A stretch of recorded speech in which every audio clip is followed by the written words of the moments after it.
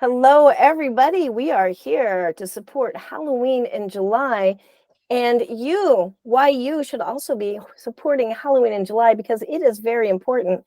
But what you're going to get out of it is expert advice into possibly the future of horror with these experts that you see on the screen before you.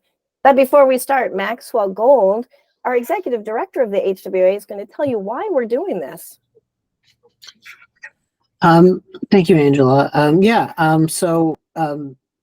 This is our second annual Halloween in July fundraiser. So the goal is to help fund our scholarship and educational programs year-round. So we started last year to, fund all of our many scholarships, including the Diversity Grand Star Poetry Scholarship, the Rocky Wood Memorial Scholarship. I won't list all of them. We have a lot, but what we're doing differently this year is that we are partnering with the University of Pittsburgh Horror Studies Archive for a special opportunity in 2023. The University of Pittsburgh acquired the Stanley Wiater Archive of Modern Horror. For those who do not know who Stanley Wiater is, he is a prolific interviewer, author, and commentator whose archive not only includes drafts, manuscripts, and notes for his written works, but also over 650 cassettes of interviews. He's interviewed many horror authors, including members of the HWA, including Clive Barker, Jack Ketchum, Nancy Kilpatrick, Stephen King, Joe Lansdale, Anne Rice, and many, many more. So what we are doing differently this year is that we are, in addition to $2,500 that we are working to raise for our scholarships, we're also working to raise $2,500 for the Pitt archive so that they can hire a student to work part-time to assist in processing those 650 cassettes. So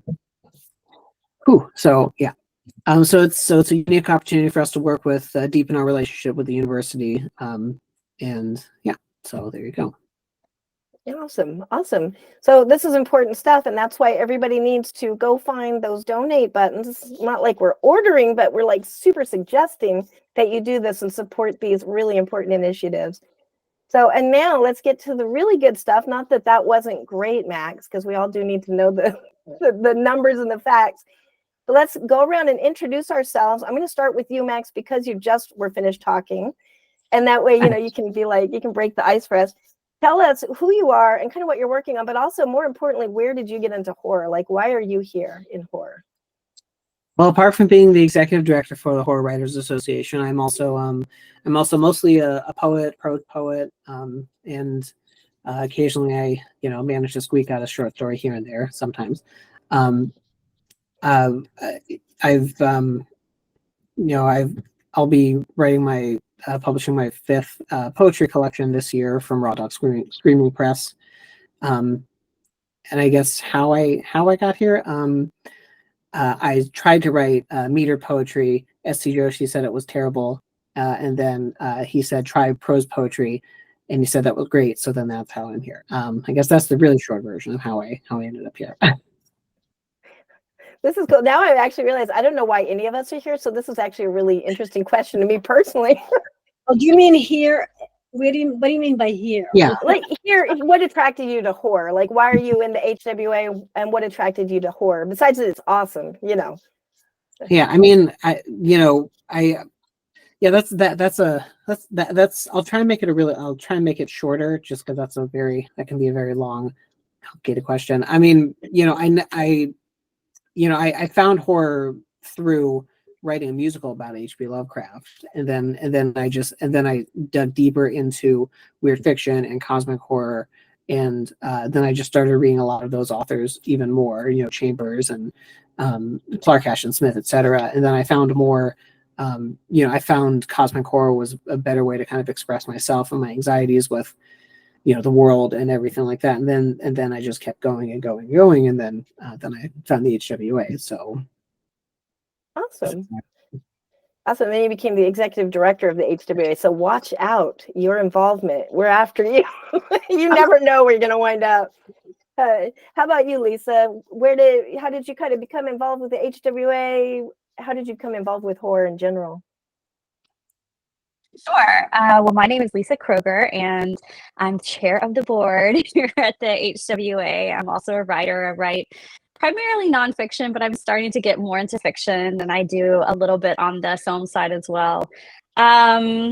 Let's see. I feel like my horror origin story is probably similar to a lot of people's in that I watched The Exorcist way too young, and it imprinted on my brain, and I couldn't escape it from that point. But really, I've always loved it. I had a grandmother who I was fortunate enough to introduce me to Vincent Price movies when I was just tiny, and then by the time I got to grad school, I had a professor and a mentor who was a Poe scholar who, kind of helped me realize that I could do horror as a career, and I never looked back. And then I was lucky enough to find the HWA back in, I don't know, probably 2016.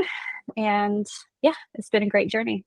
That's awesome. Awesome. I don't think anybody can be too young for Vincent Price, but maybe, yes, The Exorcist. There could be a age limit there. Definitely. Hey, who wants to go next? I'll go. Go ahead, Ellen. I'm Ellen Datlow, and I'm a trustee. I've been a trustee for a very long time. I originally got into horror from reading it and watching The Twilight Zone. I'm from the era, I'm probably the oldest one here, and I was watching The Twilight Zone, the original one. I watched it, a half-hour series. I watched that, One Step Beyond, Outer Limits, basically all the stuff like that. Night Gallery, whatever was on TV. I didn't go to that many horror movies. I've always read short stories. I'm a short story editor primarily. And I realized that most of what I've read growing up was stories, from Ray Bradbury to H.P. Lovecraft to Richard Matheson. And that's how I got into horror. Even though I started editing science fiction at Omni, I moved more into horror as time went on for various reasons, professional reasons mostly. So that's how, and I've been a member of the HWA for a long time. Don't ask me when. I never look it up. I don't have my computer from that. I have no idea how long I've been a member. Yeah, well, I can't remember a time in the HWA without you, so we'll just say that. Not that I've been here that long, but how about you, Lisa? Other Lisa. Lisa W. Well, I'm Lisa. I write as Elle Marie Wood, which is all of those, both Lisa Wood, Elle Marie Wood. Those are my names, but my legitimate names. But I write as Elle Marie Wood, and I write pretty much everything. I'll start this way. I'm the vice president of the HWA. I've been a member, and see, I also don't remember because it was, I don't know. The early 2000s. So it's quite some time, and just we don't need to count those years. Of course not. We don't need to date ourselves in that way. But exactly, it's not important. But I write pretty much all of it. I think the only thing I haven't written is a graphic novel, and the more I say it, the more I think I should probably try and do it, because I write nonfiction, I write novels, I write short fiction, screenplays, poetry every now and then. I'm the opposite of Max, who says he writes a short story every now and then. Every now and then I eke out a poem. But and I've been doing it since I was 5 years old, so I came to it pretty naturally. Wrote something, gave it to my grandmother, who then probably gave it to my mother. And it was what we would call a novella now. And that was at 5. That's kind of, I'm still kind of impressed by that. But the look on her face was really one that I've never forgotten. And it was this sort of amused, but also, what in the world was this? What's going on here? And it was psychological horror, which is funny because that's what I still write. So I'm excited that, I've kind of kept true to it. And whenever I'm asked this question, I do wonder, where did this come from? Because it kind of just has always been me. So that's me in a nutshell. I'm trying not Lisa, to be a horrible dog.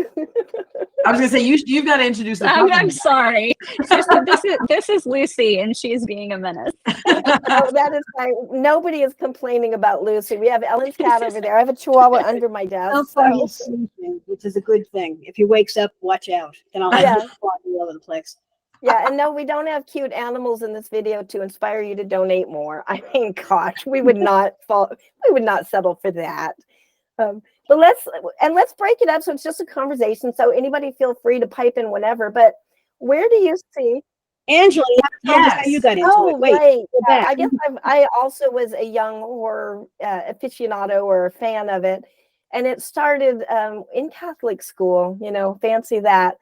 And I had gotten my hands on Alfred Hitchcock's, I actually have the book here, Alfred Hitchcock's Monster Museum. And I was so fascinated because we lived in haunted houses and that was such a part of my culture and life. It was kind of like seeing on print my life, you know, oh, other people hear ghosts, other people, you know, do all these things. We won't talk about hearing voices necessarily, but you know, those things. And so it was gratifying to me. And it just was the only genre. I've written a lot of things, but the genre that I am at home in is horror. It's the comfy place. And yeah, the nuns actually took that book off the shelf because I checked it out so many times. Intellectual freedom. Do not tell people what they can't read in second grade is my stand. But that's pretty much it. And then HWA was just like finding that, you know, family of like, oh my gosh, we're all a bunch of weirdos. We're creepy weirdos. Yay. And then, yeah, loved it. Been here ever since. Let's everybody break in whenever you want so we can just have a conversation. We don't have to, you know, round robin or anything, but let's talk about horror now. We're going to go to the future of horror, but where do we see it now? Like I know with AI, there's a lot of challenges. Do you find there's any particular threats that you would think of to the horror genre? I feel like we're having a resurgence is my point of view. I feel like people need us. A lot of people keep saying it's becoming a golden age of horror. And to me, it's like, it's been a golden age for several years now. I'm sorry, I've got a cat who might be knocking things over to my left. So just if you hear a crash, it's books. So we have more dogs in the corner. So if you haven't donated because of all these beautiful pets now. And I'll bring Jack up in a minute. But anyway, it's been a golden age for short fiction, definitely, in the last at least 5 years. And there's a more diverse group of voices coming out of it, more diverse countries. I mean, all kinds of horror from different places. Well, it's in a way it's more science fiction, but hopefully more horror is getting translated into English, short fiction. And I know I've seen collections from Japan and horror collections and from Latin America and Central America. And, you know, there are other, you know, I've been seeing a few collections coming out from different publishers all over the world. And I think that's great. I mean, that's new. I mean, really, I mean, that's just in the last couple of years that I guess publishers believe in, I was going to say foreign, but of course they're not, non-American non-US voices. Yeah. So that's great. Yeah, I think so too. I mean, I would say at least from like an HWA, from a membership standpoint, you know, like we've seen an increase in membership over the last 2 years, 2-3 years. Like, so we can say, you know, I can say from a standpoint of the HWA, you know, the genre is seeing an increase in that from that perspective. Yeah, which is awesome. Yeah, and there are constantly new publishers. The thing is with publishing, it's cyclical. Small presses and big presses go in and out of business all the time. And in the last 3 months, 2 new horror imprints have been announced by mainstream publishers. One from Orbit and one from it's the mystery one, Soho Press. Don't ask me the names of the imprints because I can't remember them. One is really silly. It's Run For It. It was like that. Run For It. Run For It, and I forget the other one is better, but I can't remember what it is. But so that, you know, so I mean, and this again is cyclical. They'll probably last 5 years and decide, oh, we decided not to do that, and they'll fold it back into the regular, you know, the regular publishing programs. But for now, it's great. I mean, it's good, encouraging the more publishers and the more publishers who actually pay well, the more people will be getting published and writing. Yeah. Right. Ellen makes a great point about it being cyclical because we saw that in the 80s, right? I mean, it was just this late 70s, early 80s, just nothing but horror, it felt like. And then it went dormant for When quite it some time. crashed. We're living in, you know, I don't want to call it a golden age, but we're definitely living in a moment where horror is king again. And I'm excited to see it because it's not, you know, recycled old stuff. It's not the same old voices. We really are having diverse voices. We are having pull from all over the world. And it's just, it's beautiful to see. And it's just the diversity of the storytelling is what's really impressive to me. So I'm excited to, you know, witness this. Yeah. It's really exciting. Oh, I'm sorry. I was just saying it's really exciting to Stephen Graham Jones, who's Blackfoot, Blackfoot. He's just been interviewed in the New York Times. It's great. Yeah. I mean, I guess in the books, I'm not sure. Someone passed me. I got a gift link, so I assume it was the book section. And he was interviewed about what he reads and everything and horror. And he's a horror. That's awesome. Yeah. So that's really gratifying. You know, that wouldn't have happened 3 years ago. Yeah, I agree. How about you, Lisa? Okay. No, I mean, I'm excited. I do think we're kind of at one of the high points in horror right now, because it does kind of ebb and flow.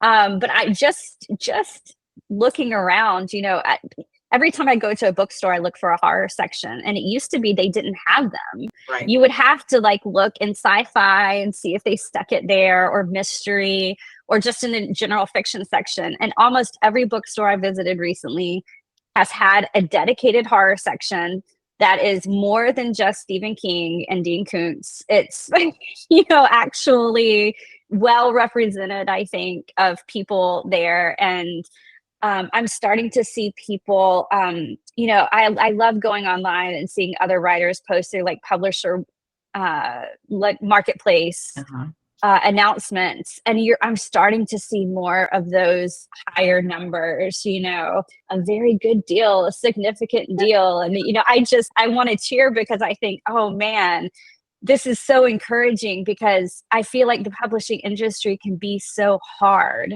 to make a living. And when I start to see those deals come through, and on the production side of things, everybody's been telling me that productions are like grinding to a halt everywhere. And I keep hearing about new horror TV shows coming up and movies popping up. So it's just really exciting. Oh, yeah. Yeah. And we're going to enjoy it while it lasts, right? But you know what is not cyclical is the HWA. And so I could make a pun of like we are cyclical, like a sickle, you know, but I just did that stupid pun. That's out there now. But yeah, that's one reason why this is such an important organization to me. It's because we're not a fad. We're not cyclical. We're not going away. We will be here when horror is not loved, and we will be here when horror is loved, you know, so I just feel like that's, you know, the point of it. Oh, look who decided. We got crashed. We have been bombed by Brian Keene. Oh, no. Turning around. This is scary now. Hey, Brian, welcome. You hear me we're now? just talking about, Yeah. yeah, we can hear you. So thanks for crashing the party. Did we invite you? Like, I don't know. Did anybody invite Brian Keene? I don't know if He can't even defend himself. He can't hear us, I don't think. Brian, can you hear us? Hello? Uh-oh. So, we booted Brian Keene. That's how we roll. Wait, he'll come back in a minute. We'll get him in here answering.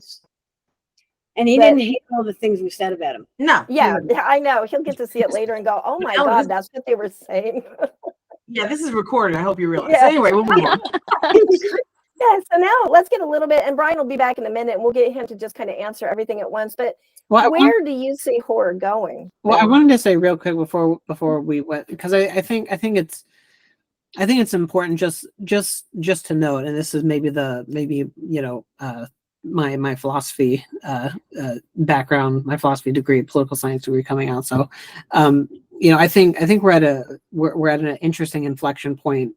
And I'm not bringing up disclaimer. I'm not bringing up anything for, you know, but I just think, you know, socially, historically, I think we're at an interesting inflection point. And I think horror as a genre is responding to the, just responding to the events going on in the world more so than other genres. Mm-hmm. maybe science fiction, fantasy, obviously, but I think the speculative genres right now are responding to what's going on in the world right now better and more accurately, I think, than than probably romance and some of the more literary genres. I think, that's adding to kind of the this we'll call it golden age, as we've been calling it. This resurgence of horror. Yeah, because things are tough right now. You need more than chocolates and roses to get through it, right? You need horror. So- And hey, Brian, we were joking with you about being a Zoom bomber, but then you left us. So then we joked about you got kicked out, but now we're just going to be serious. Uh-oh. Oh, you're muted. You're muted, Brian.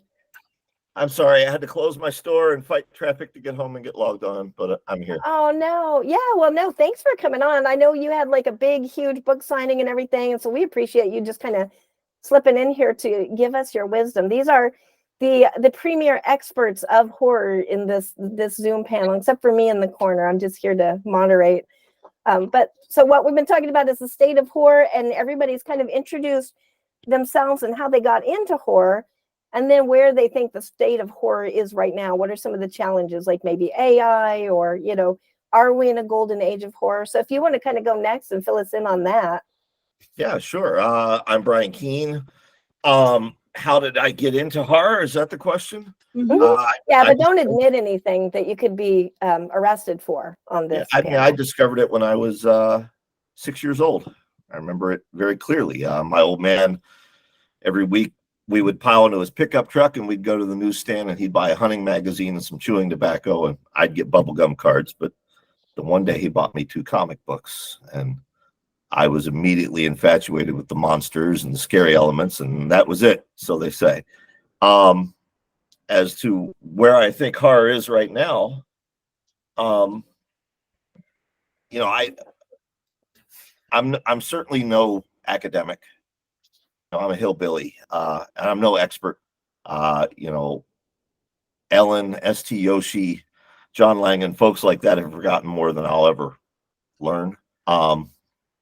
But I have a hobby, I guess it is, of studying the genre, and particularly the business aspects of the genre. And I would argue strongly that horror fiction as a marketing category has never been stronger than it is now. Not during the pulps post-World War II, not during the 80s boom.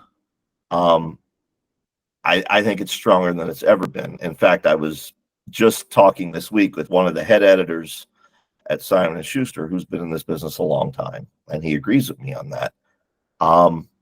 Unfortunately, as a student of history, I also know that these things are cyclical.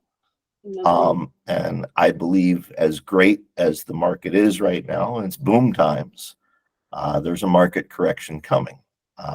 When the market gets flooded, there's only so much product you can churn out with the label horror on the spine, and the number of readers stay the same.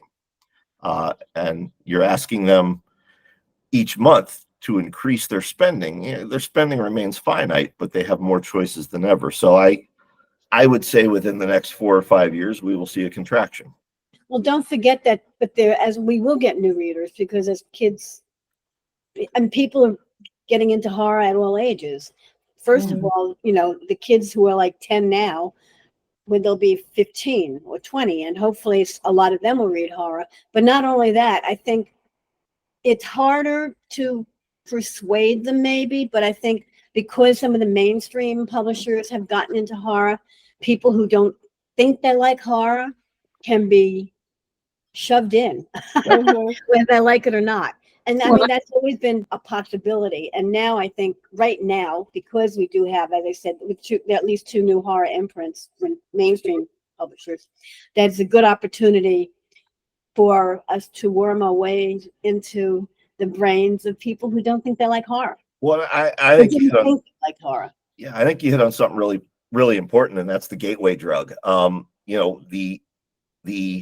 And when I say generation, I'm not necessarily meaning age. I just mean the people who are starting to become successful as writers now.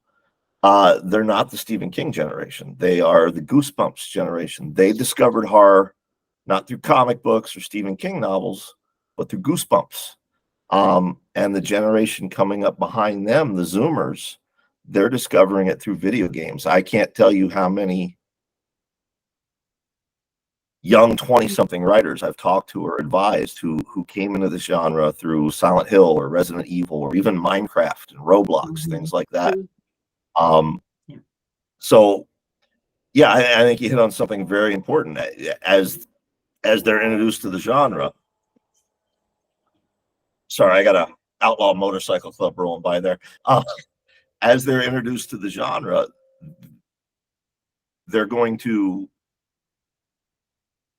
pay homage to their influences, you know, as they become successful in this business. So yeah, I think we'll see after this market retraction, when horror begins to grow again, I think we're going to see some exciting new things.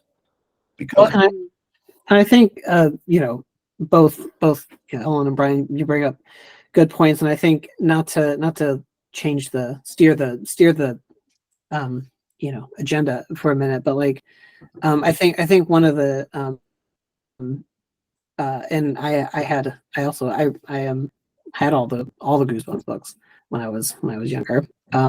Is I think the like the interesting part about the cycle ending potentially, you know, like where that goes. I think the caveat is the HWA. I mean, you know, before remember, I'm trying to remember my essay that I wrote, 86, 87, there was no organization, you know, pushing for you know, a continual interest in the horror genre and pushing for, you know, advocating for horror writers or for you know, future generations. So I think that's kind of that's one of the aspects to kind of push for you know, future interests, you know, when one of these cycles ends, for example, I think. Yeah. I think Ellen brought up a good point too about a lot of people don't realize they like horror because horror sounds super scary. And also if you pronounce it wrong, it sounds like you're saying another word that isn't great. But depends on where you're from. Yeah. Well, you should have seen the guy when I told him I was going to No, that's the perpetual Southern problem. But you know, it's part of that is the education too of like, do you like such and such? That's actually horror, you know. So, which, you know, it also, we call it thriller sometimes, you know, to kind of ease in there. But I like kind of being upfront about it. Horror is horror, you know, and yeah. So yeah, I mean, that's a marketing ploy it's old, you know. I mean, it's and it works. I mean, you know, I mean, you get these right thriller on there, people can actually read, as long as it's not supernatural. It'll take them most of the way through the book to realize they're reading a horror novel, and then they're in and they're okay with it. And they'll still say it's not a horror novel. They'll still say they still exactly all the way through. Who cares as long as I buy them and read them? That, you know, in the end, and that's interesting, Ellen, because I've been on the fence about that. You know, it's not, I don't think it's a hill I want to die on anymore about, oh, it has to be, you know, not anymore. I think I'm over that. But it does sort of skew the perception of horror when we're like, it's thriller, it's suspense, but it's really not. I don't know how it can be both. It can be all of that. It can be all of it. But when you have to pick one, invariably marketing has gone, at least in the past, has chosen for thriller or suspense, with horror being third on that list, which is unfortunate. I don't know about today though. Well, that's what seems to be changing right now. It could change back. That's the cyclical nature. Yeah. Right now, if the publishers feel that horror is selling, they'll call it horror. Yeah. Even though it's not. I mean, I'm finding a lot of things they call horror that I don't think is horror at all. It's so, you know, you can't, and we say you either can't win or you can't lose. You know, it's like, yeah, it's a category for marketing, and it's harder. It might be harder for the reader to find what they actually are looking for, except you look at reviews, obviously, and things like that. Because I get a lot of PR releases from various publishers. You know, they say, hey, you want this book? And they say it's blah, blah, blah. I said, I just think it's not horror. I don't want to see it. I don't have time. Only because that's what I'm trying to do for the year's best. You know, so, you know, yes. So even though, so a lot of things are being called horror that are not, in my opinion. But she broke up with her boyfriend. That's horror. Well, only if she slaughters him really horribly. Only if he I ends always up in a freezer. Right, yeah, but there's some things that are required, but I always wonder, I always wonder about, the person who goes on to a bookseller website. And I mean, like Amazon, not necessarily a bookseller, because then you kind of the hashtags are different. But if you go on there and you're just trying to follow any random hashtag, they're broken up so deeply now. I mean, by subgenre and then subgenre, and I don't know how anybody ever finds anything doing that. And I guess it's independent bookstores where people like Brian can tell you what, if you like this, then you may like this. Right, exactly. That's the beauty of it, the independent bookstore. I'm so glad to see that that's starting to come back, because we were losing that for quite some time, I think. Yeah, you brought up Amazon. I was thinking, speaking of horrors, I mean horror, of course. Actually, do you want to address that, Brian? Tell us a little bit as a bookseller. I mean, you've been in the industry for a long, long time, but you're also a bookseller now. Like, what are your thoughts with where it's going in the future, and what are some special challenges? My first thought is I wish I'd have done this 20 years ago. Well, us too, because we know you. Yeah, it's been fantastic. I mean, I've been a full-time writer, meaning this is how I provide for my loved ones. My sole job for 26 years. And those waits in between royalty checks, sometimes it's feast or famine, it's always feast or famine, really. And we don't have that anymore, which is nice. It's really great when particularly millennials and Zoomers come in and they know they like Stephen Graham Jones, or they know they like Grady Hendrix. My God, do they like Grady Hendrix? And they trust my recommendations. What else would I like? And I can say, well, if you like Stephen Graham Jones, you'll like this. If you like Grady Hendrix, you'll like this. And what's even more rewarding is when they come back the next week and they're like, what else do you have by that author? And vice versa. A lot of folks my age who come in and they're like, I like Jack Ketchum. Who's doing something like him? And I can say, have you discovered Christopher Triana yet? Or I like Rath James White. Have you discovered R.J. Joseph yet? So I like being that bridge, that generational bridge. I think probably what's most rewarding for me, though, and for Mary as well, we carry a lot of stuff that you're just simply not going to find at Barnes & Noble. A, they don't have the shelf space, and B, they don't know what's out there. And an example is Aaron Beauregard's Playground. A lot of people in horror don't even know about it, but it was a viral TikTok sensation. And if it was sold through New York Times reporting stores, it would have been on the bestseller list this entire year. We probably sell 12 to 15 copies a week. And it's kids coming in, and it's a viral sensation. They've heard about Playground. Oh my God, you guys actually carry it, and boom. So it's neat to see the genre having that sort of cachet again, it's cool, oh, they've got the Playground book, and then they tell their friends and they come in and snatch one up. And so it's been very rewarding to, I came into this industry as a fan, and if I stop writing tomorrow, I'm still going to be a fan. But when you're doing this for a living, you lose touch of seeing it through a fan's eyes. Mm-hmm. And being a bookseller has kind of reawoken that for me. So it's personally rewarding, and it's been financially rewarding. That's awesome. Yeah. That's awesome. So what I'm hearing is let's go to the schools and educate the children about horror, so that we get these young readers in. I think that's a fabulous idea, which is why we have this scholarship and why we're supporting the scholarships, because the scholarships are designed to help new writers, emerging writers, for all different. We have a huge list of them, and that's one of the things the HWA does, and that's why we're asking all of you to be here and support the Halloween in July scholarships, which is going all the way till August. So we'll have many more of these awesome panels. I do want to switch up a little bit and just talk about you guys as writers, and what have you got coming, and where can we find you to support you? Because right now, you four are my, wait, 1, 2, 3, 4, 5. I'm a writer, not a counter. You 5 are my favorite authors at this moment. I'm just going to say. So. Editor here, you know that. I don't. Well, an editor, yeah. But one day, Ellen, we will get you writing something. Nope. Or publish Ellen's grocery list and say she is a writer. There we go. I am right. But tell me a little bit, just jump in when you want, but tell me a little bit about what you're doing and where we can find you. All at once. I'm frozen on the strangest facial expressions. It's been the whole time, and I'm just stuck watching I'm watching myself freeze. Anyway, I'm sorry. I've been looking at Lisa's dog the whole time. I'm like, at least I'm smiling most of the time. I mean, some of it's, look, that's weird right now. But anyway, all right.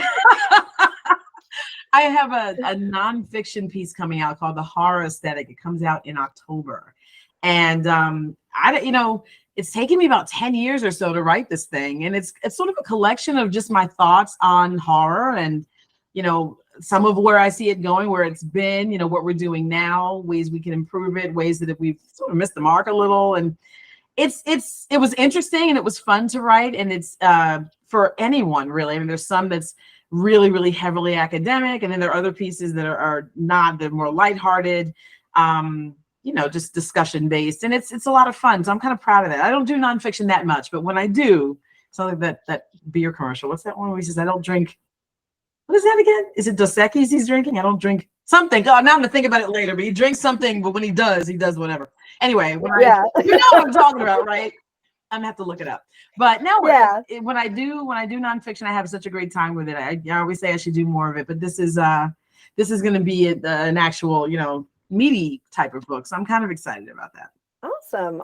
Looking forward to that. I've got a reprint anthology coming out from Tachyon in September called Fears, which is all psychological horror. Most of it written in the last 10, 15 years with a couple of classics, including Joyce Carol Oates's I Know Where You're Going, Where Are You Going and Where Have You Been, which I had never read, which was made into a movie. That's also a class, Small Talk with Laura Dern and Treat Williams. And I had actually never read it before, but someone said, how could you not have read it? It's like, I didn't, but it's really good. It's good. Talking about crime versus horror, this is a psychological horror story. I also have The Best Horror number 16 will be out hopefully in October. And I've got some, I acquire an edit for Reactor, which was Tor.com. And some of the stories I've got coming out, certainly early next year, are horror. I mean, I've got stories by Stephen Graham Jones. I have a Laird Barron. And I have other things that, Reactor has horror and people don't notice it, unfortunately, because it's a science fiction site. But they publish science fiction, fantasy, and horror stories. Just so who knows. Awesome. I'm glad you clarified that too, because it's, speculative is 3 genres. It is all of them. Don't forget the horror people, because we will find you. I don't know if I would call speculative fiction horror, speculative fiction, but it's all under the used to be under the fantasy rubric, even horror at one time, 100 years ago. Yeah.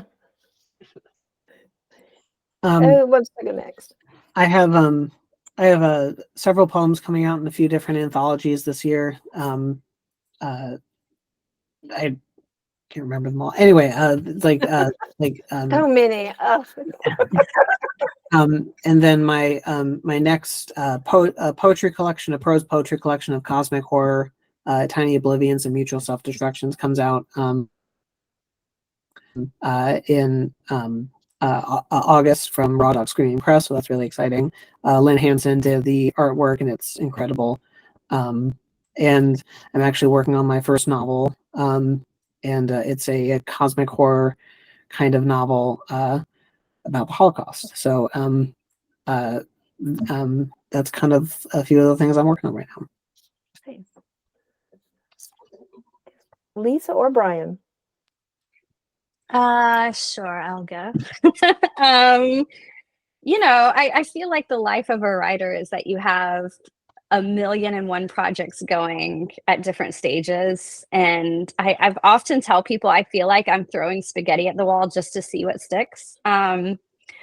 But I did, let's see, I had a story in an anthology out in May called Mother Knows Best, which was a really fun one, all about bad, awful mothers. And that was a really fun horror world to live in. And then I've got a story coming out in September with a Fear of Clowns anthology, which I jumped at the chance to write about a creepy clown. I'd never done that before. Yeah, hopefully I've got some nonfiction coming down the pipeline soon that I can announce. And finishing up some edits on screenplays. And, you know, this isn't writing related, but I'm really excited. I'm leaving in 2 weeks to do my first horror film shoot as an actor. So I'm very excited. Yay! Yeah, keep us posted on that. Very That's nervous, exciting. but I'm excited. Yeah. That's awesome. Awesome. Brian? I mean, yeah, like you said, 100 different things, most of which I can't talk about. I guess there's 3 I can talk about. Love and Hate in the Time of COVID, which is a new nonfiction collection that was, you know, curiously enough from the title, all written during the pandemic. That comes out in hardcover next week and in paperback right around the holidays.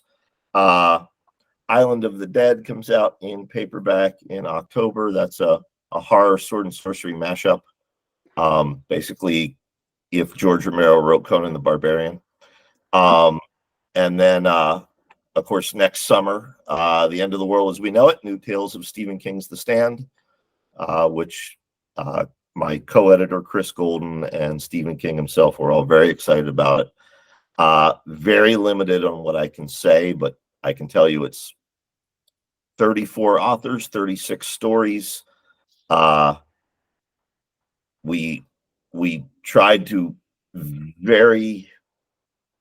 showcase all aspects of the genre as best we could. Indie authors, mainstream authors, bestsellers, newcomers, every kind of subgenre. And the stories take place during the novel and after the novel. Awesome. Yeah. So if you ever wondered what happened after the end of The Stand, well, now you're going to find out. Awesome. So, and other than that, just busy with Scares the Care, the charity I'm on the board of directors for. Our next event is in St. Louis, first weekend in October. Come join us, scaresthecare.org for details. Awesome. Awesome. And you know, as soon as we hit stop record, we're going to be asking you all those details that nobody can share. They made me sign an NDA, and you know how hard it is to get me to sign it. Oh my goodness. Well, that's it. Thank you guys for coming here. Please go and donate because you saw the cute animals. There's been so many cute animals during this entire thing. You've heard the future, the predictions from industry experts about what's going on. We have Jack, the famous cat. Wait, it's Jax or Jack? It's Jack the Jerk. Jack the Jerk, right? I knew there was more there, but I don't feel comfortable calling him a jerk. You don't have to. I can't. Hi, Jack. There he is. Yeah. He's always awesome. Stuffed cat behind him. Yeah, well, he's glaring at the screen saying, go donate right now. You've heard why you need to do this. Donate or he'll bite me. Yeah, don't let Ellen get bitten. Nobody wants that. We love Ellen. So that is about it from us. Thank you, everybody, for being here. Thank you, everybody, for watching. Go find that donate button. Give us some money so that we can give it back to you. I mean, because it's all for scholarships and stuff. What have you got to lose? And Max, do you want to say anything closing out on why we should all give money? You hit the nail on the head on most of it. You know, the more we raise, the more we can help the University of Pittsburgh and our scholarship program. So, yeah, and keep horror alive. So, because you know we don't want it dead. Yeah. So awesome. Thank you, everybody, and keep watching because we will have more exciting, awesome panels to tell you more awesome, exciting things and probably cute animals so you can donate more.